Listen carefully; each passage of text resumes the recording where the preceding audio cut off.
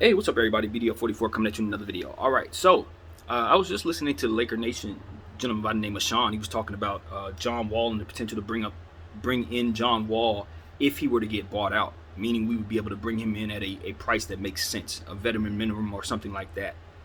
And his point of view was that John Wall is going to provide the same problems as Russell Westbrook because he doesn't shoot the ball very well and his injury issues.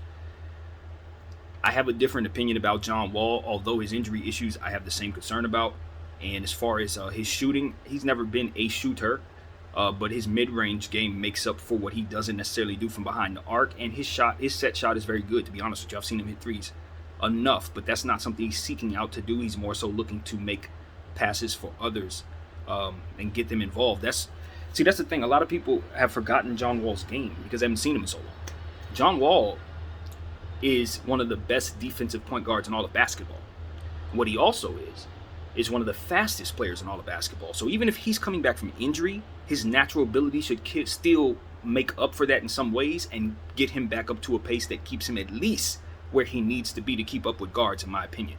That's assuming if he's lost a step. Because if you lose a step from that speed, you're still faster than everybody else. And so that's what I'm looking at in John Wall in terms of his natural athleticism and the fact that he's been out for 3 years, meaning that he's been working on his conditioning for 3 freaking years, or maybe a year, I'd say, because he's been working back from injury since.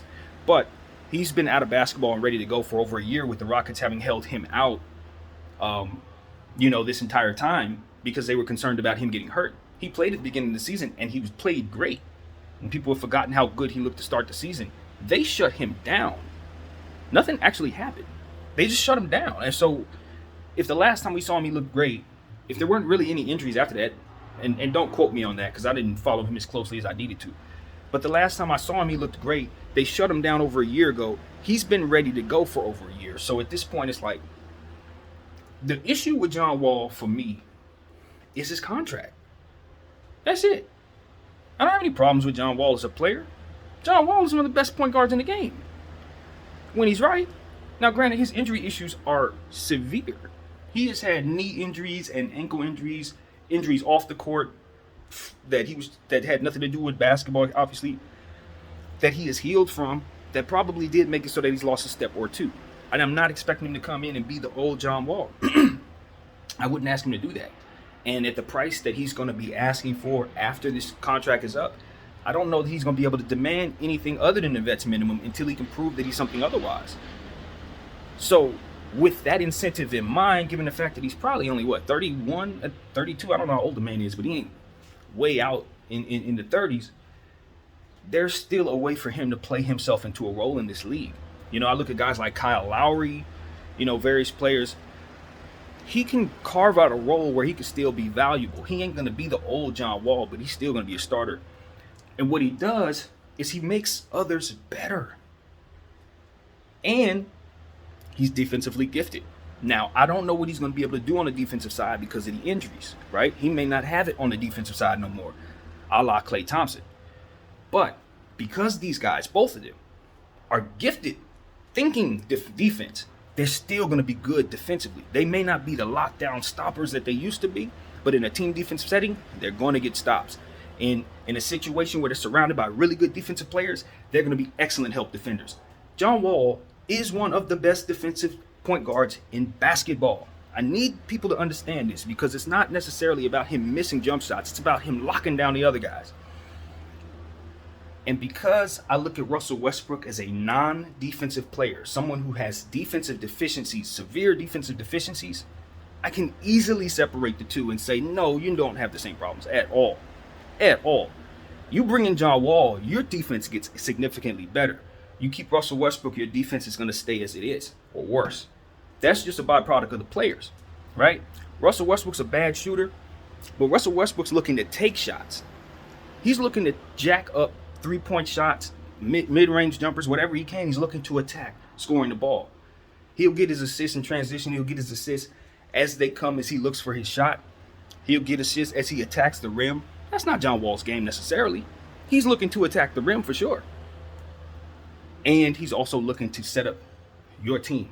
So if you have some type of offense that needs to be run, an intricate type of offense, he can run it. As to where Russell Westbrook, we were having trouble last year just keeping the ball in his hands because of how he turned the ball over. John Wall's the opposite of that. Not to say that I'm aware of John Wall's turnover issues or non-issues, because I'm not aware. Most of the time when you have people who pass the ball as much as John Wall, turnovers are going to come anyway, so I can just assume he turns the ball over just off the sheer fact that he's a passer, right? But you take into account he's also a pace keeper, because he can too attack the rim. Maybe not at the level that Russell Westbrook can. He's certainly not durable, which is what you have to knock him off on in terms of the injuries. But he can still attack the rim. He's still a fantastic finisher. He still has a very good handle. You understand what I'm saying? So it's like, I look at John Wall, if I'm bringing him in as somebody who can be a starting point guard, not as a superstar or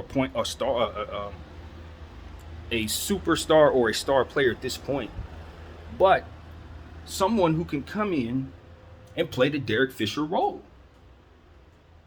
You know, that's it. And Derek Fisher stretched the floor very well, so I'm not trying to say he's Derek Fisher. But in terms of the defense, he can lock people down, be like Derek Fisher, be a help defender.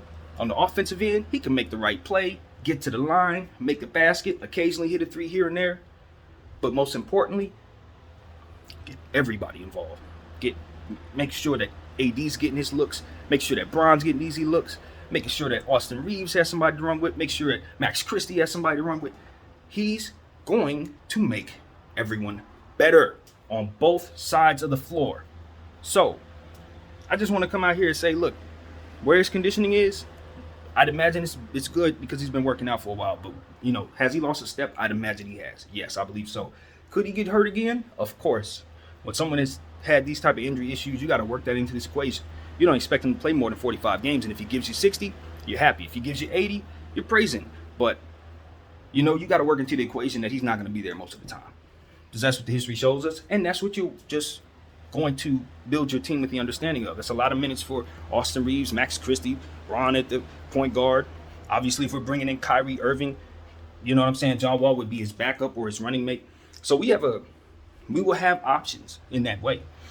Also, I think the Lakers getting John Wall at a minimum contract and having Kyrie Irving on this team is a good thing. Now, I'm assuming we would get rid of Russell Westbrook automatically. And if for some reason Russell Westbrook isn't gone, we got to change our entire thinking in regards to this. But I'm assuming just Russ is gone, Kyrie comes in. I still want John Wall. I do. Why? Even though I could step in front of Austin Reeves to a degree, and I don't want to step on Austin Reeves' ability to play make because I really like that being available to him. I also look at Austin Reeves as somebody who can play some two guard. And as I said, John Wall's going to miss a lot of time. Kyrie Irving's going to miss a lot of time in my mind. So there's still going to be opportunities for him, Max Christie to have the ball in their hands. Bron's going to miss time. That's just to be expected. So the guards are going to we need to be deep at guard. That's the bottom line. This is not a situation where you want to go shallow at the point guard position. And I want LeBron James to have a secondary playmaker. We won when we had Rondo on the squad, with the ability to help play make for Bron. If for some reason Bron is not able to go, we need somebody out there other than Austin Reeves who can get other players involved. I like Kyrie Irving, but I'm not going to ask him to facilitate. I do not want us to get it twisted about his game. He needs to be looking to score. That is his functionality. We want him out there dancing, and we want him out there with the intent of putting buckets up. I don't want him thinking about defense. I don't want him thinking about having to get other people involved. I don't want him thinking about rebounding, none of that. I want us to have a specific Tyler Hero role, Lou Williams type of role, specific, defined role for Kyrie Irving. I think that is very, very important if you're bringing him in. Why?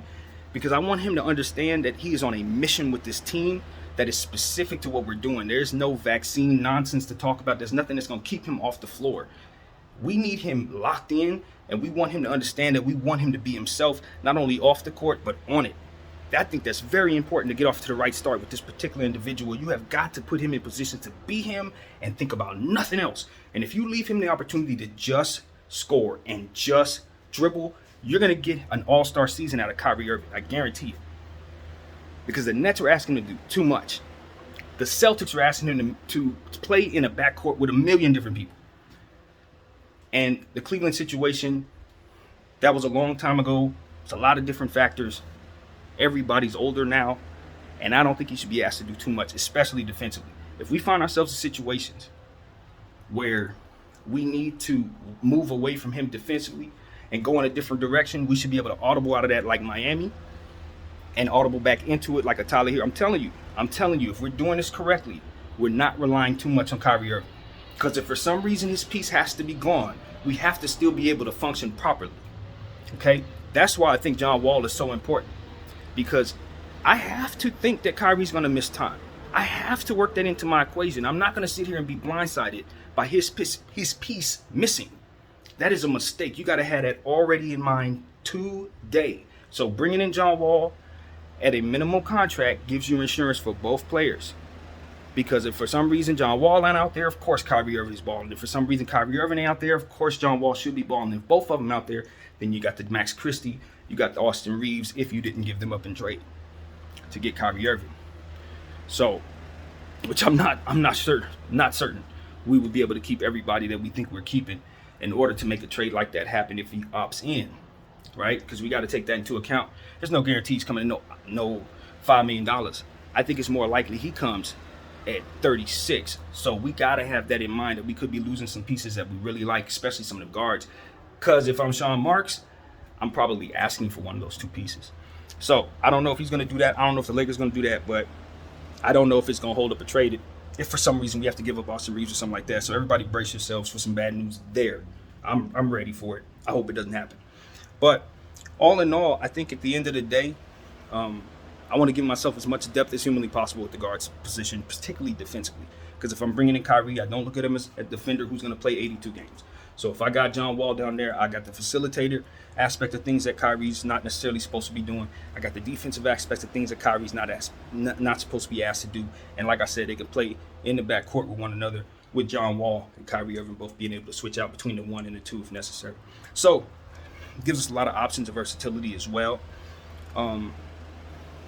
So I like it. I like it. If we can get John Wall at a minimum contract. Now, obviously, if we're not able to get him at a reasonable contract that fits our budget, then probably moving away from that piece may be the move to do for ourselves. But, I'm thinking depth. I'm thinking depth at a discount. And you're looking for upside. Just like in drafting Max Christie, you're looking for somebody who probably came out too early that you know is going to be better than what he's supposed to be today based on that. Same thing with John Wall. I'm looking for somebody who's probably going to outplay a minimum contract. Simple as that. And you know he is. If he comes at $5 million, he's going to outplay that because it's going to be incumbent on him to try to make some money for next season. So he's going to definitely ball out for you. And because that is the case, if he's healthy at the trade deadline, you can probably trade him for something because he's going to be expiring playing at a high level. I know he's going to be playing at a high level because he's going to be trying to get some money. So that's, you know what I'm saying? You work certain things into your equation. You're just like, okay, that's going to be an inspired player. So, look, you see why. I see why Rob Pelinka's looking at John Wall. I know, because it makes all the sense in the world. We need to get as much defensive help, defensive-minded help as humanly possible. We need good rebounding guards. He is that. So these type of things, man, I'm like, if we're going to be losing Russell Westbrook, we got to understand we're going to need to continue to have a player who can put pressure on the rim and get people involved and play at a high level point guard wise. So that Kyrie Irving doesn't have to do things that he's not supposed to be doing. All right, so I like how we're building. I like what we're thinking about.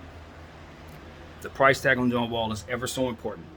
I don't know if he's going to want to do a vet minimum based on his history in this league, but then again, he's making $47 million this year already. So I would tell him, brother, go find you a fit that works, man. You're already making the money. Go find a fit that works for yourself. Get a chance at a championship. You maximize money on top of money. I mean, I don't think that really makes sense. If I'm John Wall, I look at this as a free year. So yeah, I'm going to the best opportunity. I'm going to go load myself up into a situation I can win in. And with that being said, he's needed here based on everything I already said. Whether people see that forming or not, I think he's definitely a piece that if we have him and continue building in that vein, it could make us very good, man. It could really make us very good. You get John Wall on a $5 million contract, you're going to be a good team. So these are the type of things, not to find ourselves getting too many of these players like we did last year, players who might be a little over the top or whatever. Not too many of them, but building strategically with certain types of fit in mind, having a role for John Wall so that we have plenty of insurance for him. That kind of stuff makes sense. We would have that if we're getting Reed and Bronze on board. He's not going to have to really be relied upon to do anything as much as he's ever had in his career. John Wall would have very little pressure to be a star every night. More time to heal his injuries, in theory, that kind of thing. So I like this for John Wall. He's also a showman. He's also somebody who probably should have been in purple and gold the entire time. Plays big under bright lights. I remember a game specifically at Staples Center. He killed us. That's why I'm a believer in John Wall, because I saw him do it against us. He had one of his very best games against us, where he was hitting threes. He was hitting jumpers. He was doing everything he wanted to do. Put up big assists, driving to the lane, dunking on our heads, and won the game. So that is etched in my mind about John Wall. I know what he brings to the table. So I just want to put that out there, man. Do not get it twisted. I think a lot of people have forgotten about what John Wall does well. And he and Russell Westbrook are very different players. They are not the same. They don't have the same strengths and weaknesses at all. And you would be getting a different look if you brought him in. So that's what I got to say, man. My name is BDF44. Thank you all for watching. I'm out.